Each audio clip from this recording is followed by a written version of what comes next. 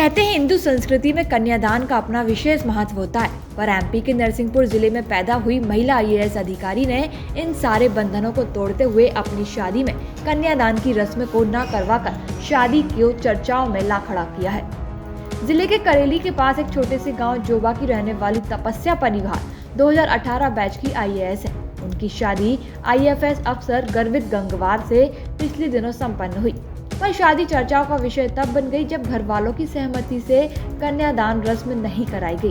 दरअसल हिंदू मान्यताओं के अनुसार अपनी पिता पुत्री को कन्या के रूप में वर पक्ष को कन्यादान की रस्म के लिए दान करता है, पर तपस्या का मानना है कि बचपन से ही उनके मन में समाज की इस विचारधारा को लेकर लगता था कि कोई कैसे उनका कन्यादान कर सकता है, वह भी उनकी बगैर इच्छा के। और यही बात धीरे धीरे उन्होंने अपने परिवार से चर्चा की।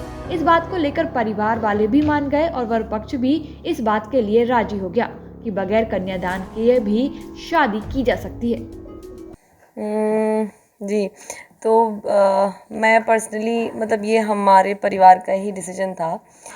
बहुत पहले से जब मैं थोड़ी बड़ी हुई और बहुत सारी समाज की चीज़ों पर हम लोग सवाल करते थे, घर वालों से बातें करते थे कि ऐसा क्यों है, क्या है, तो तब से बहुत इस चीज़ में ये चीज़ मेरे दिमाग में रही है हमेशा। और बहुत मैं इसके ख़िलाफ़ रही हूँ कि किस तरह से शादी में कहते ज़रूर हैं कि दो लोग बराबर होते हैं और वो शादी चलाते हैं, लेकिन कहीं ना कहीं देखा जाता है कि समाज ने इस तरह का एक एनवायरनमेंट क्रिएट करके रखा है जहाँ पर जो महिला है, जो लड़की है, उसको काफ़ी डोमिनेट किया जाता है एक पक्ष की तरफ से। और वो चीज़ बहुत सारी हमारी रस्मों, रीति रिवाजों, इनमें उससे रिफ्लेक्ट होती है, उससे दिखाई देती है। तो उसी तरह से एक चीज़ कन्यादान मुझे लगती थी कि कन्यादान क्यों करना है, मुझे समझ नहीं आता था क्या लॉजिक है। इस बारे में पापा से, घर के बाकी सदस्यों से बात भी होती रहती थी, तो तभी से ये था कि नहीं, कन्यादान तो नहीं करना, शादी होगी तो देखा जाएगा, कोई अच्छा व्यक्ति मिला तो, मगर जब भी होगी तब कन्यादान तो नहीं करना है। क्योंकि बहुत अजीब लगता है सुन के भी कि मुझे पर्सनली कि मुझे कोई दान कैसे कर सकता है, भले ही वो मेरे पेरेंट्स हों, भले उन्होंने मुझे पैदा किया है, पाल पोस के बड़ा किया है डेफिनेटली, पर मैं दान होने वाली कोई चीज़ तो नहीं हूँ। तो ये एक चीज़ रही थी। और जब गर्वित से मुलाकात हुई और उसके बाद जब फाइनल हुआ कि हाँ शादी करनी है, तो पापा को तो पहले से पता था कि ये चीज़ मैं नहीं चाहती हो। फिर गर्वित के पेरेंट्स से बात हुई तो उन्होंने भी बोला कि ठीक है, जैसी मर्ज़ी है, कोई समस्या नहीं है। बस वहाँ से ये डिसाइड हुआ कि हाँ कन्यादान नहीं करना। तो सोच वही है कि कुछ परंपराएं ऐसी होती हैं, रस्में ऐसी होती हैं जो हो सकता है व्यक्ति को सही ना लगे, और यदि वो इंडिपेंडेंट है और उसके अपने जो लोग हैं वो उनको सपोर्ट कर रहे हैं उसकी सोच को आगे बढ़ाने में, तो डेफिनेटली कुछ परंपराएं ऐसी हैं जो पीछे छोड़ी जा सकती हैं। जब दो परिवार आपस में मिलकर विवाह करते हैं तो फिर बड़ा छोटा या ऊंचा नीचा होना ठीक नहीं, क्योंकि किसी का दान किया जाए। और जब वह शादी के लिए तैयार हुई तो उन्होंने परिवार के लोगों से चर्चा कर कन्यादान की रस्म को शादी से दूर रखा। वहीं तपस्या के पति गर्वित बताते हैं कि क्यों किसी लड़की को शादी के बाद पूरी तरह बदलना होता है। नहीं, चाहे जो है तपस्या ने अपनी सारी बातें मुझसे जो है खुल के एक्सप्रेस की थी सारी बातें। तो अब मैं किसी भी जो रीति रिवाज हैं या फिर हमारी जो भी परंपराएं हैं, तो उनको काफ़ी लॉजिकल तरीके से देखने की कोशिश करता हूँ। तो मतलब मुझे ऐसा नहीं लगता कि सिर्फ बेटियों को ही यही सारी चीज़ें, जैसे दान की बात कही या फिर बाकी जो परंपराएं हैं कि चाहे सिंदूर लगाना है या बिछिया पहनना है, तो कई सारी चीज़ें जो है बेटियों पर, महिलाओं पे जो है आरोपित की जाती हैं, तो उन्हें करना ही करना है। और जबकि पुरुषों को जो है वो पूरी स्वतंत्रता है कि चाहे उन्हें शादी के बाद किसी भी प्रकार का उन पर कोई ऐसा टैग नहीं लगता है कि जिससे कि वो दिखते हैं कि अच्छा ये शादीशुदा पुरुष हैं। जबकि महिलाओं की ज़िंदगी में एक नए तरीके से बदलाव आ जाता है। कई सारी रस्में उनका पालन करना है या फिर ये व्रत रखना है, इससे पति की आयु लंबी होगी।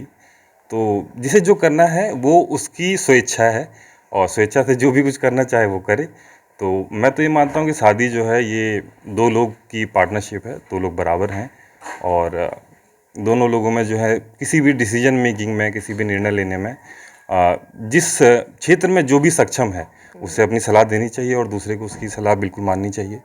ठीक है, तो मेरा परिवार और मैं, हम सभी लोग जो है इस बात से, मतलब इस पूरी शादी में जो भी परंपराएं, जो भी वैदिक तरीके से जो भी शादी की गई, सब कुछ काफ़ी अच्छा रहा।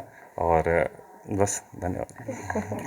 तपस्या के पिता भी इस शादी से बेहद खुश हैं। उनका भी मानना है कि इस तरह की रस्मों से लड़की को पिता के घर से या उसकी जायदाद से बेदखल करने की साजिश की तरह देखा जाता है।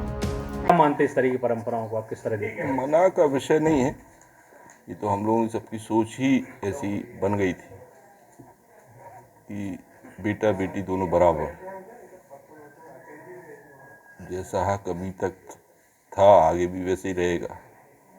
कानून भी यही प्रयास कर रहा है, लेकिन सामाजिक व्यवस्थाएं ही गड़बड़ हैं।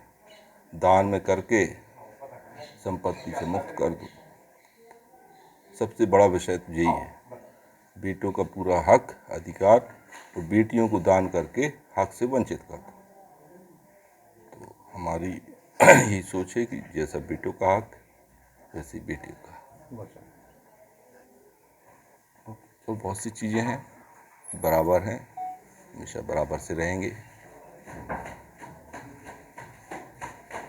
कान तो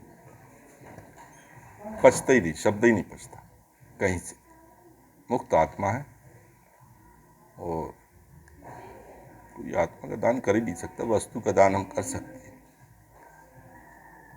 और इस विषय पे ज़्यादा समझना है तो ओशो को सुन लो, उनसे ज़्यादा समझाने वाले तो संसार में पैदा ही नहीं हुआ।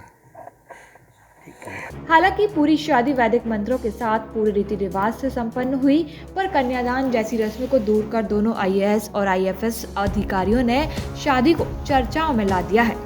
नरसिंहपुर से अनुज ममार, सागर TV न्यूज।